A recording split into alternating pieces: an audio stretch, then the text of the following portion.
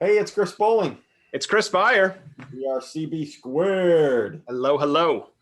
So we are in our first week of what we call our journey.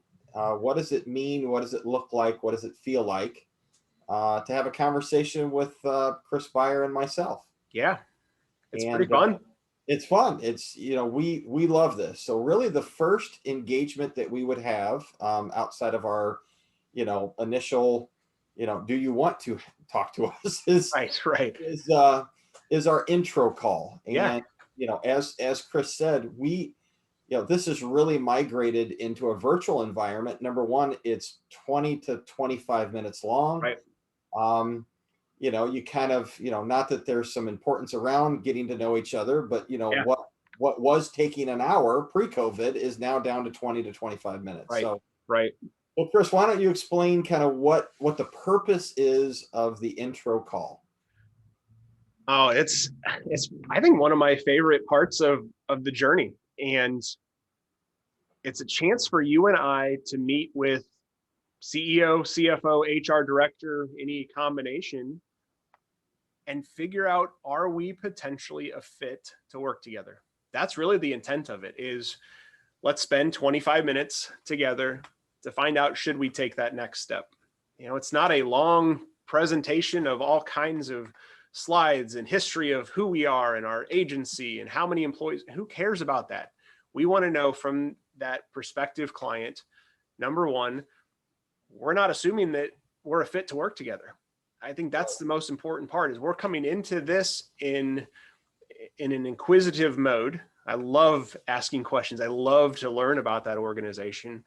And we really kick that off with whomever is there with the question of, if you could look out 2 to 3 years from now and your benefit program was achieving success, what are 2 or 3 things that you would be most proud of? And we want to hear that, because that helps us understand what challenges maybe they're going through today. Maybe that's workforce issues. Maybe they're just going to celebrate that they've transitioned to new leadership because they've got retirements pending, or maybe they say they want to keep costs in line. Who knows? And what you and I enjoy, I think, the most is then, based on that response, we can go down each of those objectives and share some samples of levers that we've seen pulled by similar organizations that have had positive results, and just give an example of, what does that mean if you could achieve that, and how have we seen that achieved? And it becomes a dialogue, Well, and that's it's the back and forth that we love. right. And what does success look like? Yes. I mean, Success for them is, we don't know. We right, have no clue. I mean, right. we've probably researched them well online. We've called on them in various ways. We've done creative things to set that appointment or get referred in to speak with that individual or that team. But I have no idea what's important to them. I might have a guess, but Right. it's important to listen to them. And then we go from that first question, to share a few levers, and the whole concept of the journey for that prospective client is, how do we help you become higher performing? What does it mean if you had unlimited resources and you as an organization could pull every lever possible and do everything perfectly? What does that feel like and look like? And that's what you're seeing on the screen. That's the number 10. The best performing organization, pulling every possible financial lever. Employees love the benefit program. They have no problem spending the money they need to do so, would be high performing in every possible category. But we know that doesn't exist. Nobody ever reaches the 10 in all areas. And really, we ask that individual or that team that's on the call, where do you sit today on this spectrum? Are you low performing? Are you struggling in areas that are frustrating you? Compliance is a challenge. Costs are escalating. Your employees don't like your benefit program. You're not getting a good return. Maybe HR is just overworked and the CFO isn't involved in the financial management of healthcare like they are with anything else. We don't know. So you could either be low performing, maybe you're status quo, maybe you've made some progress, but you can't take that next step forward. Or maybe you ventured into high performance in certain areas, but it's been a lot harder for you to go from a 6 to a 7, and 7 to 8 is going to be immensely harder. And it's, if you do hit that 8, how do you remain an 8? Yeah, That is the hardest part of this. absolutely. There's only so many things you can do to get your employees engaged, to Yes. care about their health, to care about the company's money that it's Yes. spending. So it's not just getting to an 8, it's what do we have to do as a long-term strategy. You and Right. I always like to talk about 3-year strategies, Yes. but as soon as we can get you to that 8, and let's say it takes 3 years, we're already setting another 3-year strategy of, can we remain an 8? And Because is that's the baseline now. That's, right? yeah. We can't sit back and be excited that we're there forever, because we're going to fall behind, and this spectrum, I don't care where you are on the spectrum as an organization. There is no shame in saying that, but to name that number and to put that out there helps us understand, all right, what type of engagement could potentially be on the other side if we go to that next step. And really the reason we talk about high performance is so many times we find that the HR director, the CFO, the CEO says, we're happy with our strategy. We're happy with how our consultant engages with us. And I challenge back to say, do you know what happy could be? Because your definition might just be your definition.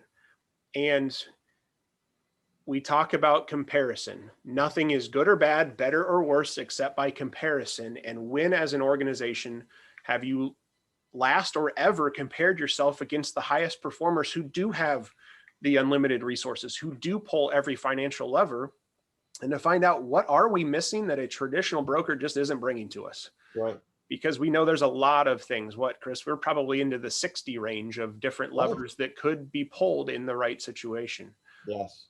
So we identify where they are in performance as an organization. We hear what they want to achieve, what they want to celebrate. We find out, have they compared, and do they feel that they know what happy could mean? And then really at that point in time, as we wrap up that introduction meeting, we want to ask for that next step. If you feel that you want to compare yourself, and let's bring your team together. Let's bring you and those involved in the strategic success of the organization, that are involved in the benefits, the recruiting, the retention, the financials, in the room together, virtually or in person. And let's hear what each of you feels your performance level is. Let's hear what each of you feels is your challenge. Let's hear what you want to celebrate from your role in 3 years. And then let's just hear that interaction of the team together, focused on something that maybe they've never done before, because it's either a crisis or they never get together in that format. That's the intro meeting, Chris. I mean, besides that, it can go a few different directions with those questions, but I don't think you and I ever really talk about insurance much in an intro meeting. No, I mean, sometimes somebody will bring up, an issue with the Yeah. provider, or, claims not being paid properly. Yeah. But no, this is all centered around high performing, and high performing. The least part of that is who is providing your insurance or your claims processing. Yeah. That's the simple piece. So again, as we walk through this journey, the intro meeting is important. We'll have that meeting, and oftentimes we go right into that discovery. We book that, we get it scheduled because it makes sense. Sometimes there's just not the right timing. This organization can't get together for various reasons, or what, we also find out in that intro meeting that maybe we're not a fit. That's right.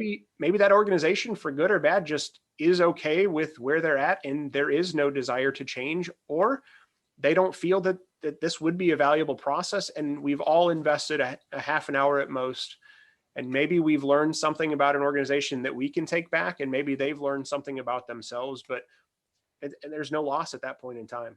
Right. So next session, we'll be talking about what it means to go through discovery, and I know, Chris, that's one of your favorite topics, is what it means to go through that meeting, and we'll share more about the journey with CB Squared. Awesome. Thanks so much. We'll see you.